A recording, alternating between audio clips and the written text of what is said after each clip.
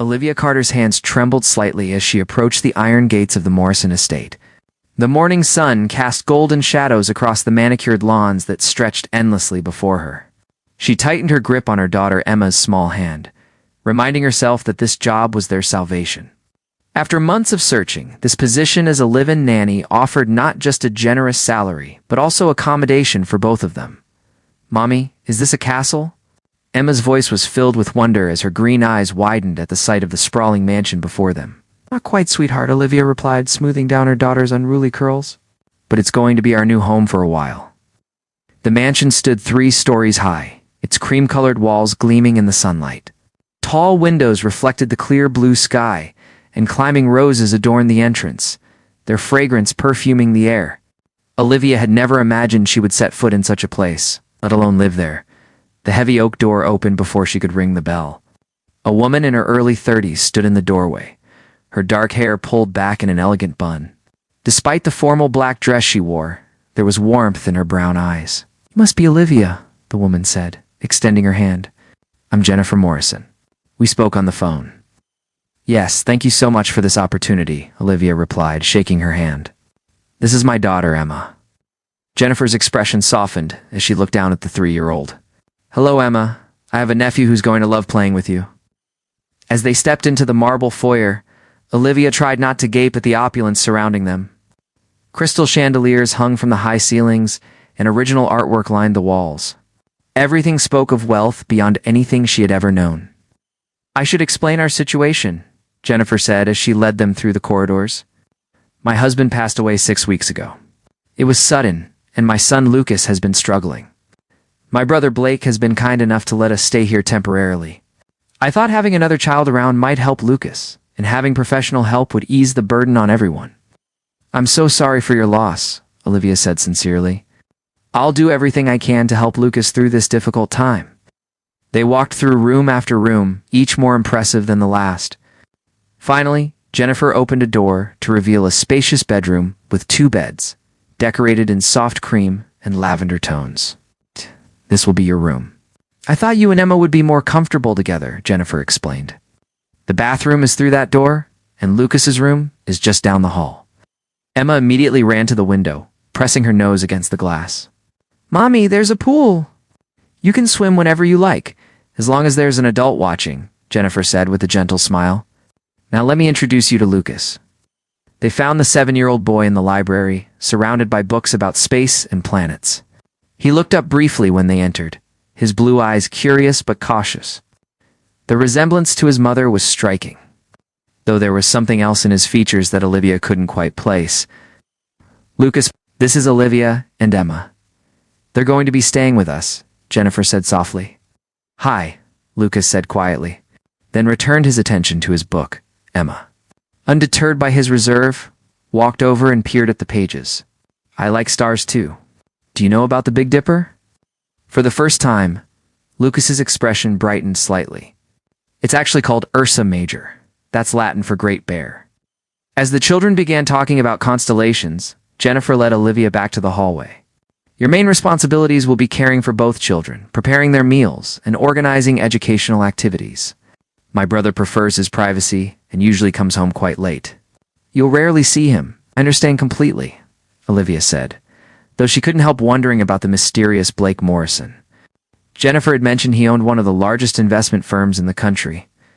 A man who seemed to live for his work. The first week passed in a pleasant blur. Olivia settled into a routine with the children, discovering that Lucas's quiet demeanor hid a brilliant, curious mind. Emma, with her natural exuberance, gradually drew him out of his shell. They spent mornings doing educational activities, afternoons in the garden or by the pool, and evenings reading stories. True to Jennifer's word, Olivia never encountered Blake. She heard his car leaving before dawn and returning long after midnight. Sometimes she would see lights burning in his study until the early morning hours. It was a Tuesday afternoon when everything changed. Jennifer had taken Lucas to a therapy appointment, leaving Olivia and Emma alone in the house. Emma was napping upstairs while Olivia folded laundry in the main living room, enjoying the quiet. The sound of the front door opening startled her. It was only 3 p.m, far too early for Blake's usual return. Footsteps approached. and Olivia looked up just as a man entered the room. Time stopped. Blake Morrison stood in the doorway, his dark hair slightly disheveled, his tie loosened. Those piercing green eyes, the same shade as Emma's, widened in recognition. The strong jaw, the athletic build barely concealed by his expensive suit. Everything was exactly as Olivia remembered from that night 3 years ago. "You," he breathed.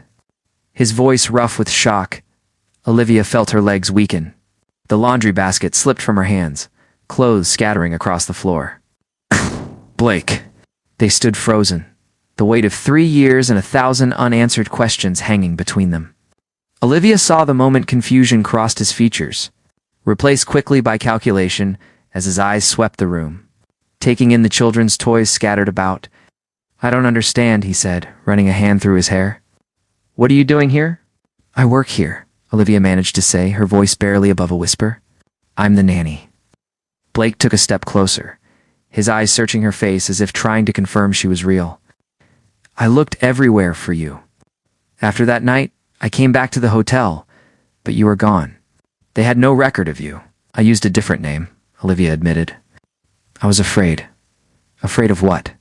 Before Olivia could answer, the patter of small feet on the stairs made them both turn. Emma appeared in the doorway, her hair mussed from sleep, rubbing her eyes with tiny fists. "Mommy, I heard voices," she said, then noticed the stranger. "Who are you?" Olivia watched Blake's face transform as he looked at Emma.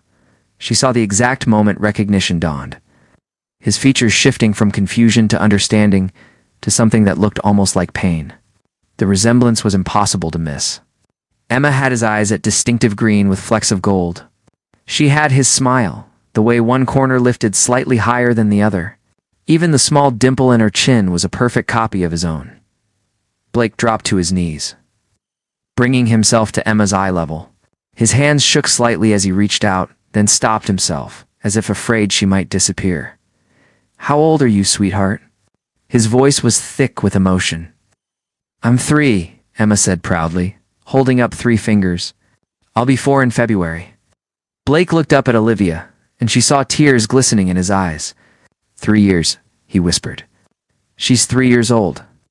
Emma, blessed with the fearlessness of children, walked closer to Blake. "You have the same eyes as me. Are we related?" The innocent question shattered the last of Blake's composure. He closed his eyes briefly, taking a shaky breath before opening them again. "What's your name?" he asked gently. "Emma Rose Carter," she replied. "What's yours?" "Blake. Blake Morrison." Emma tilted her head, studying him with the serious expression she got when she was thinking hard. "Mr. Morrison, you look sad. Do you need a hug?" "Mommy says hugs make everything better." Blake's face crumpled, and before Olivia could intervene, Emma had wrapped her small arms around his neck. He held her carefully, as if she were made of glass. And Olivia saw a tear roll down his cheek. When Emma pulled back, she smiled at him. "See? Better already." Blake managed a watery smile. "Much better, thank you." Emma skipped back to Olivia, taking her hand. "He's nice, Mommy. Can he stay for dinner?" Olivia looked at Blake, who was slowly rising to his feet. His eyes never leaving Emma, the question hung in the air between them. Loaded with implications, neither was ready to voice. "Emma, why don't you go play in your room for a bit?" Olivia said softly. "I need to talk to Mr. Morrison." After Emma bounded up the stairs, silence descended. Blake moved closer, his gaze intense. "Is she mine?" The question was barely audible, but it carried the weight of 3 years of unknowing. Olivia nodded. Unable to speak past the lump in her throat, Blake sank onto the couch, as if his legs wouldn't hold him anymore. 3 years. "I have a daughter and I didn't know for 3 years. Tried to find you," Olivia said, her voice breaking.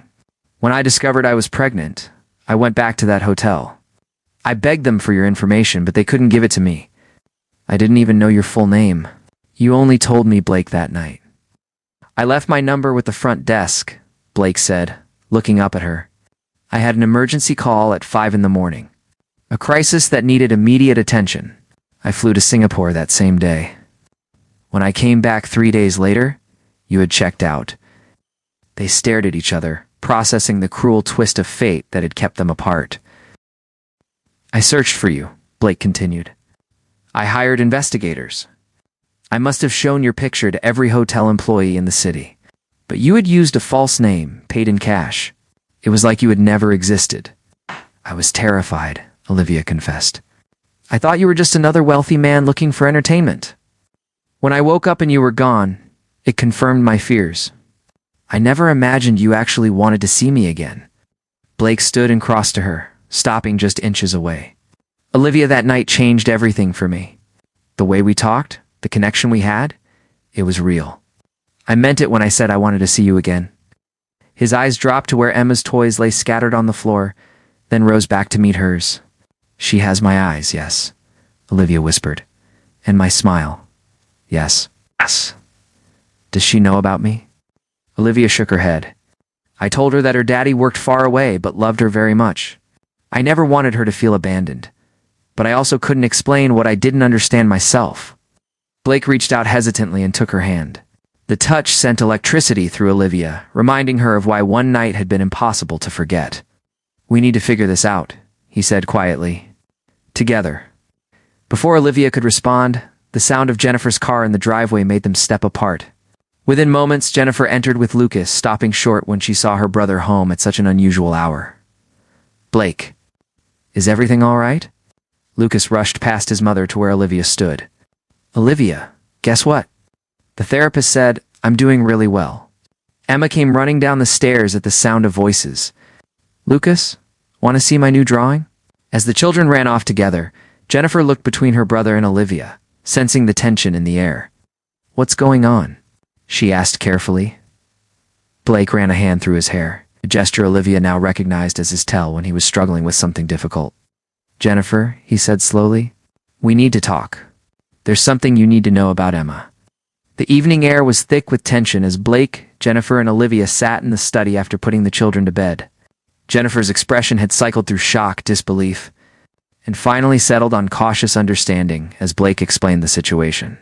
So you're telling me, Jennifer said slowly, that Emma is your daughter?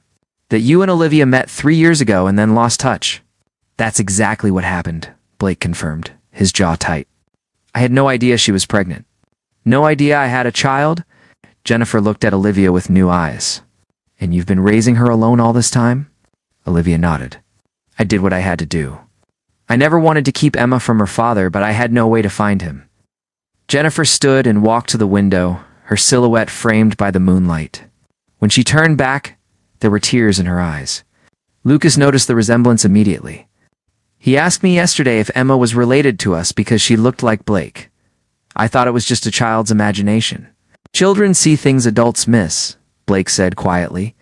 She's extraordinary, Jennifer. Smart, kind, fearless. Just like her mother, Jennifer said, offering Olivia a small smile. I owe you an apology.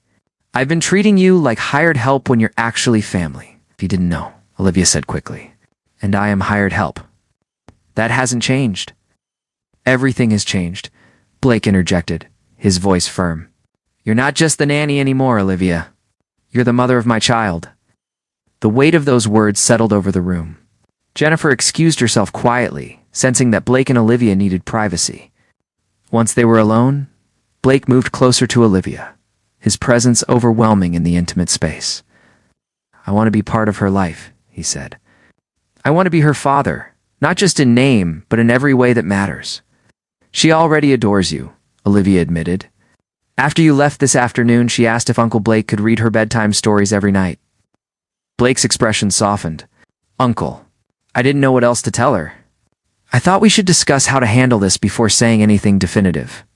You're right. Blake ran his fingers through his hair again. This is complicated. But Olivia, there's something else we need to address. He stepped closer until Olivia could feel the heat radiating from his body.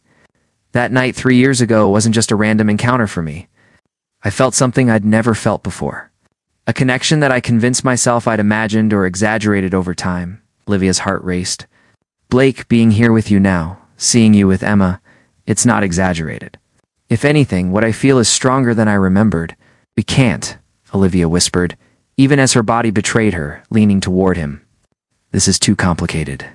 We need to focus on Emma. We can focus on Emma and still acknowledge what's between us. His hand cupped her cheek, thumb brushing across her skin. Tell me you don't feel it too? Before Olivia could respond, Emma's voice called from upstairs. Mommy, I had a bad dream. The spell broken? They separated. Olivia rushed upstairs to comfort Emma, while Blake stood alone in the study, hands shaking with the intensity of emotions he'd suppressed for years. The following weeks brought significant changes to the household dynamic. Blake began arriving home earlier, dedicating his evenings to spending time with Emma. He read her stories, played tea party with her stuffed animals, and listened with genuine interest as she explained her elaborate imaginary worlds. Lucas benefited from the change as well. Having Blake home more often provided him with a stable male figure during his grief. The two children formed an inseparable bond. With Emma's brightness helping to heal some of Lucas's sadness, Jennifer watched the family dynamics shift with mixed emotions. One morning, she found Olivia in the kitchen, preparing breakfast. Can we talk? Jennifer asked, pouring herself coffee. Of course, Olivia said, setting down the spatula. I've been thinking about this situation, Jennifer began. About you and Blake and Emma. I need to be honest with you. Olivia braced herself for rejection. When I first hired you, I saw you as temporary help. Someone to ease the burden during a difficult time. Jennifer paused. But watching you with the children, seeing how Emma looks at Blake and how he's transformed since discovering he's a father, I realized something important. What's that? Olivia asked quietly. You've given my brother something I thought he'd lost forever. Hope. After our parents died, Blake threw himself into work. He built his empire, but isolated himself emotionally. You've brought him back to life. Tears pricked Olivia's eyes. I never meant to disrupt anyone's life. You didn't disrupt it. You enriched it. Jennifer squeezed her hand. Emma is my niece. That makes you family, whether you work here or not. I want you to know that you have my support. Whatever you and Blake decide. That afternoon, Blake surprised everyone by coming home at noon. He found Olivia in the garden with the children, supervising as they planted flowers. I have something to show you, he announced. All of you. He led them to a renovated section of the house that had been closed off. Opening the doors, he revealed a beautiful playroom painted in soft colors, filled with toys, books, and art supplies. This is for you too, Blake said to Emma and Lucas. Special place that's all yours. Ah! Emma squealed with delight, rushing to explore every corner. Lucas's eyes widened as he discovered an entire shelf dedicated to science books and space models. Blake, this is too much, Olivia protested. It's not enough, he replied. I missed 3 years. I can't get that time back, but I can make sure Emma knows she's loved and valued. Later that evening, after the children were asleep, Blake asked Olivia to join him in the garden. The night air was cool, scented with jasmine. I've made some decisions, Blake said. I'm restructuring my work schedule, delegating more responsibilities. Emma needs her father present, not just available.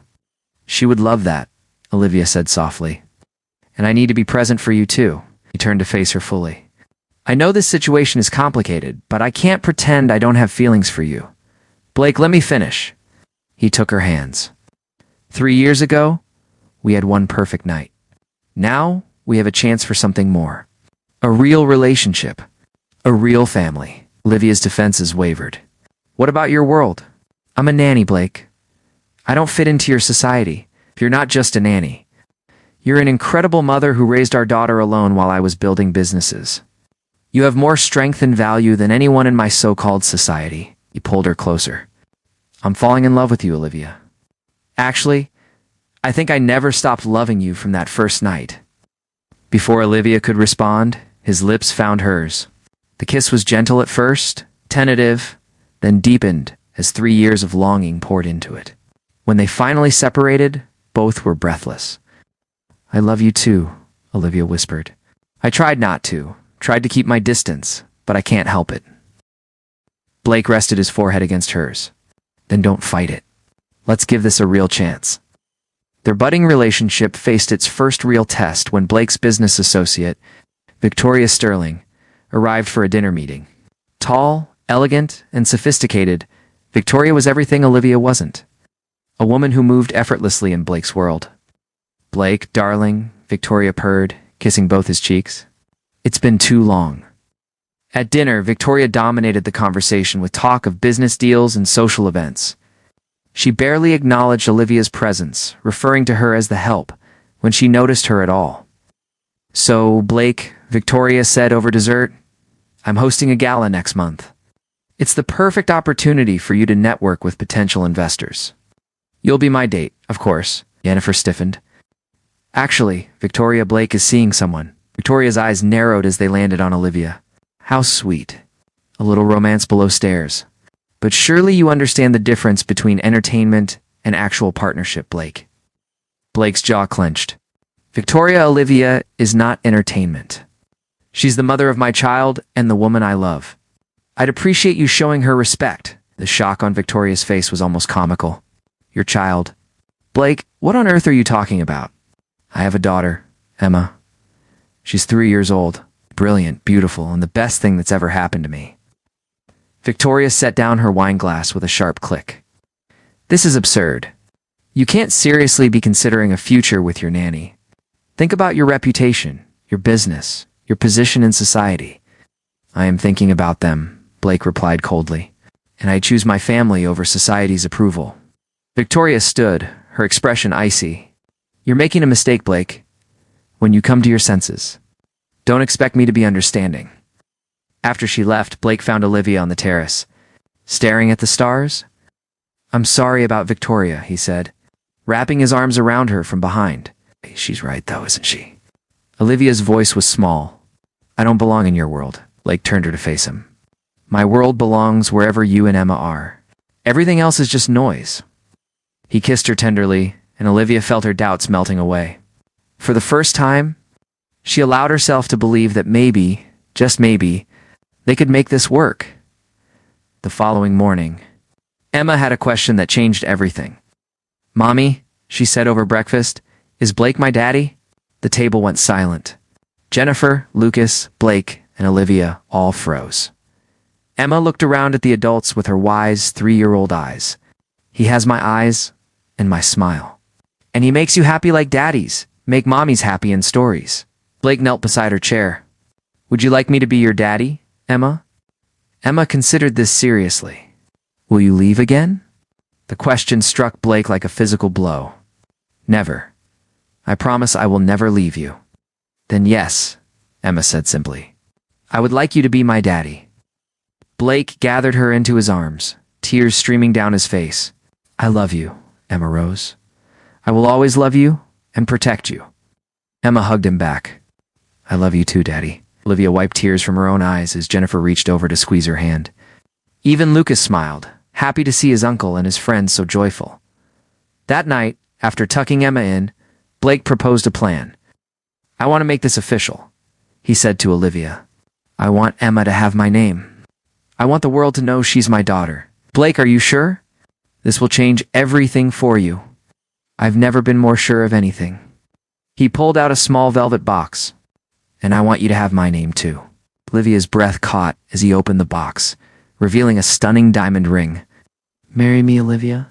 "Not because of Emma, though she's the greatest gift you could have given me. Marry me because I love you. Because I want to spend every day showing you how much you mean to me. Because when I imagine my future, you're in every moment of it." Tears flowed freely down Olivia's cheeks. Yes, I'll marry you." Blake slipped the ring onto her finger and kissed her with a passion that promised forever. As they held each other under the stars, both knew that they had found their way home. The engagement announcement sent shock waves through Blake's social circle. News spread quickly that the powerful Blake Morrison was marrying his nanny. A woman with no pedigree, no wealth, no connections. The gossip columns had a field day. Jennifer fielded calls from concerned society friends, all eager to share their opinions on Blake's mistake. She handled each call with grace, firmly defending Olivia and making it clear that anyone who couldn't accept her, Sister Laudaby, would not be welcome in their lives. Olivia, she tried to ignore the whispers and stares when she accompanied Blake to business events. but it was harder than she'd anticipated. At a gallery opening, she overheard two women talking. Can you believe Blake Morrison is marrying the help? How desperate must she have been to trap him with a pregnancy? I heard she deliberately got pregnant to secure her future. These opportunistic women are all the same. Olivia excused herself to the restroom, fighting back tears. She stared at her reflection, wondering if maybe everyone was right. Maybe she was out of her league. Maybe Emma would be better off with a stepmother who actually belonged in this world. Blake found her there, reading the doubt in her eyes immediately. What happened? He demanded gently. I heard some women talking. They think I trapped you, that I'm using Emma to get your money. Blake's expression hardened. Who said this? It doesn't matter. Blake, maybe they have a point. Hey, look at us. We're from completely different worlds. It's the only thing that matters is that I love you and you love me. The rest is just noise from people whose opinions mean nothing. He cupped her face in his hands. You are brilliant, strong and kind. You raised our daughter alone with grace and dignity. You belong anywhere you choose to be, including by my side. His words bolstered her courage, and they returned to the event together, Blake keeping her close and making it clear to everyone that Olivia was his choice. His partner, his future. Life settled into a beautiful rhythm over the following weeks. Blake worked from home more often, stealing moments with Emma and Olivia between meetings. Emma flourished, secure in the knowledge that both her parents loved her. Lucas continued to heal, finding joy again in simple pleasures. Then disaster struck. Blake received a call late one night from his business partner, Richard Torres. Their largest investor had pulled out of a major development project, leaving them potentially liable for millions in penalties. Worse, another investor had made serious accounting errors that put the entire company at risk. We could lose everything, Richard said grimly. The company, the assets, possibly even personal holdings if creditors come after us. Blake worked around the clock trying to salvage the situation. He brought in lawyers, accountants, and financial advisors. The stress aged him visibly within days. Dark circles appeared under his eyes, his shoulders carried tension, and his smile became rare. Olivia watched him deteriorate with growing concern. She tried to help, but Blake withdrew, spending 18-hour days in his study, surviving on coffee and determination. Blake, you need to rest, she pleaded one night, finding him still at his desk at 3 a.m. I can't, he said, without looking up from the documents. If I don't fix this, we'll lose everything. The house, the security, everything I wanted to provide for Emma. You don't need the house. We just need you, you don't understand. His voice was sharp, edged with frustration.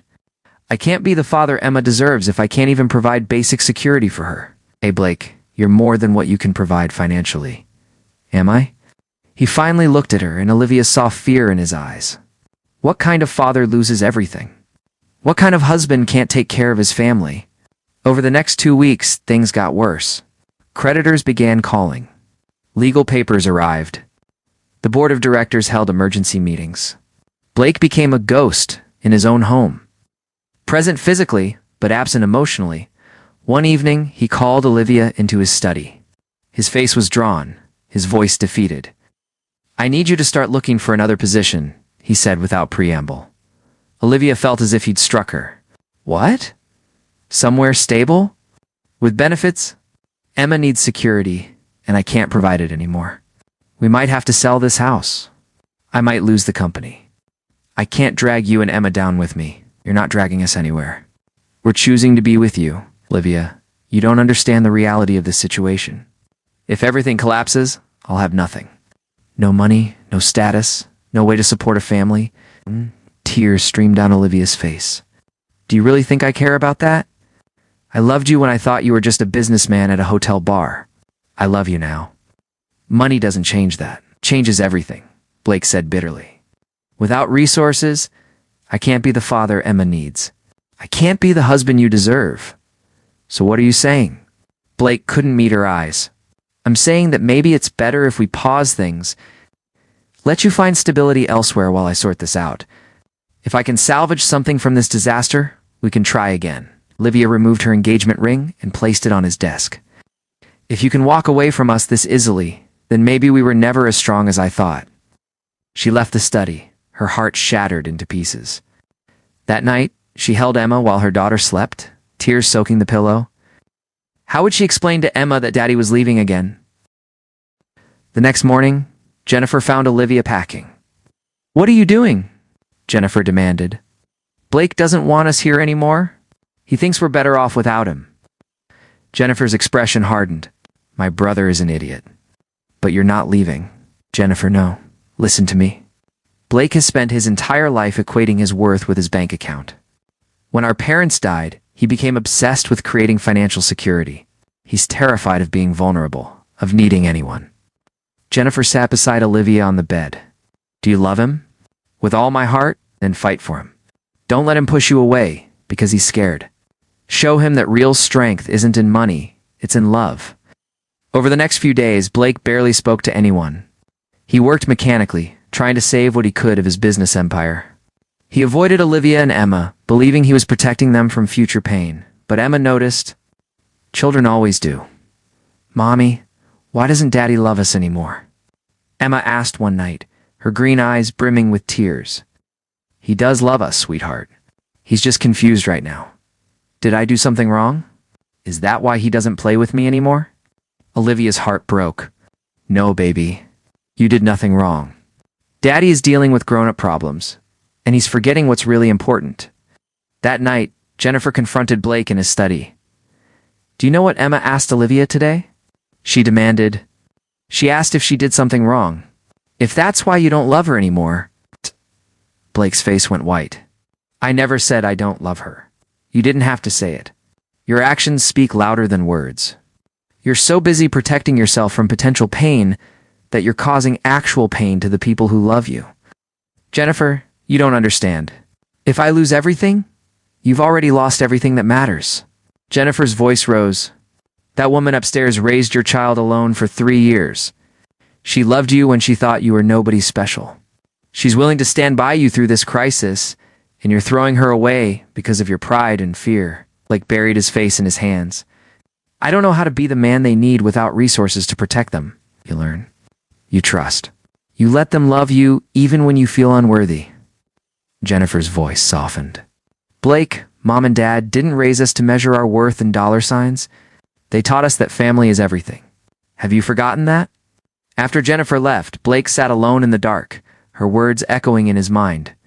He thought about Emma's laugh, about Olivia's strength, about all the moments of pure joy he'd experienced as they'd come into his life, and he realized he'd been measuring success with the wrong metrics. The next morning, Blake found Olivia in the garden with Emma. His daughter was making a flower crown, her tongue poking out in concentration. "Emma," Blake said softly, kneeling beside her. "Can we talk?" Emma looked at him with cautious eyes. "Are you still my daddy?" The question destroyed him. "Always. I will always be your daddy, princess. And I'm so sorry I made you doubt that. We're mean to Mommy. She cries at night when she thinks I'm sleeping." Blake felt tears burning his eyes. "I know. I was wrong. I was scared, and I made terrible choices." "Are you still scared?" "Yes," he admitted. "But I learned something important. The scariest thing isn't losing money or houses or companies. The scariest thing is losing you and your mommy." Emma studied him seriously. "Mommy says when you're scared, you should hold hands with someone you love." "Want to hold my hand?" Blake took her small hand in his, marveling at how something so simple could feel so profound. "Thank you, princess." "Now you need to hold Mommy's hand too," Emma instructed. "Because she's scared too." Blake looked up to find Olivia watching them, tears streaming down her face. He stood and crossed to her, taking her hands in his. "I'm sorry," he said, his voice breaking. "I'm sorry for being a coward. For pushing you away? For forgetting that you loved me before you knew anything about my bank account? Blake, I've spent the last 2 weeks trying to salvage my business empire, thinking that was what defined me as a man, as a father, as a potential husband, but I was wrong. You define me. Emma defines me. The love we share defines me." He pulled her closer. "I don't know what's going to happen with the business. We might lose the house. We might have to start over with nothing. But if you'll have me, I want to face it all with you by my side." Olivia cupped his face in her hands. "Blake Morrison, I fell in love with you in a hotel bar when I thought you were just a lonely businessman. I loved you when I was pregnant and alone. I loved you when I found you again. And I love you now, regardless of what's in your bank account. I love you too, Blake whispered. Forgive me. Always.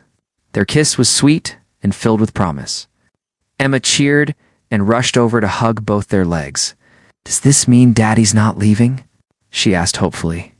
Never again, Blake promised, scooping her up. Never, ever again. That afternoon, Blake received a call from Richard. Against all odds, they had found new investors interested in the project.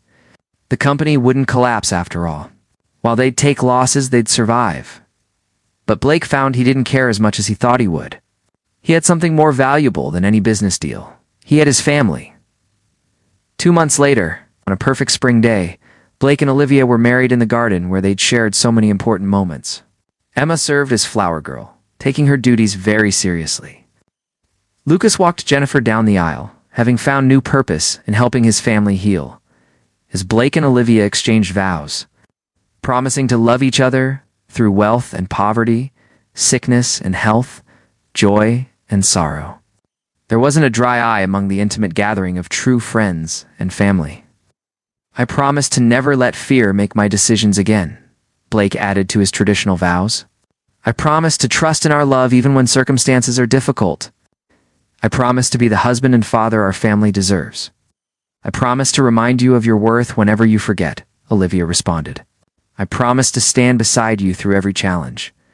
I promise to love you not for what you can provide, but for who you are.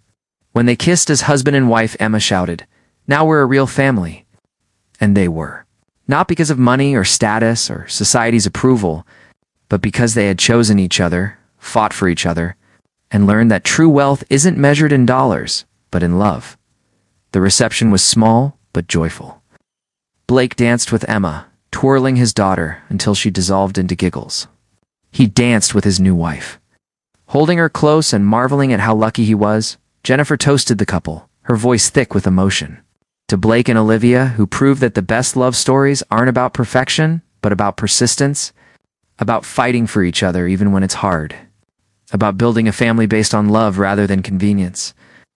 As the evening drew to a close, Blake, Olivia, and Emma stood together watching the sunset paint the sky in shades of pink and gold.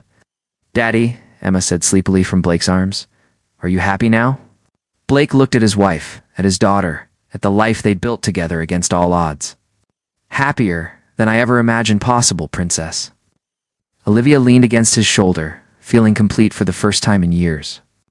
They had faced doubt, fear, social pressure, and financial crisis.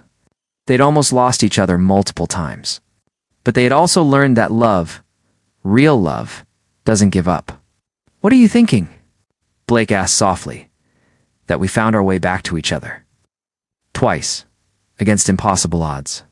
Third time's the charm," Blake said with a smile. "This time, we're staying together forever, forever," Olivia agreed, sealing the promise with a kiss. Emma, caught between her parents, giggled sleepily. "This is the best family in the whole world." And as they stood together, 3 hearts beating as one, they knew she was absolutely right. They had everything that mattered, each other, love that had weathered every storm, and the promise of all the tomorrows yet to come. The mansion, the money, the social status, none of it compared to the wealth they held in their arms. They were proof that true love doesn't care about bank accounts or social standings. It cares only about hearts willing to fight for each other, to forgive each other, and to build a life together based on trust, commitment, and unwavering devotion. Blake Morrison had spent years building an empire. But his greatest achievement wasn't written in profit margins or business deals. It was written in the smiles of his wife and daughter, in the family they had created from second chances and stubborn hope. And as the stars began to appear in the darkening sky, the Morrison family walked back to their home together, ready to face whatever challenges tomorrow might bring, secure in the knowledge that as long as they had each other, they had everything they would ever need. Thank you for taking the time to listen to this story. If you've enjoyed this content, don't forget to click like. Share this story with your friends and family, and subscribe to the channel so you don't miss out on more meaningful stories.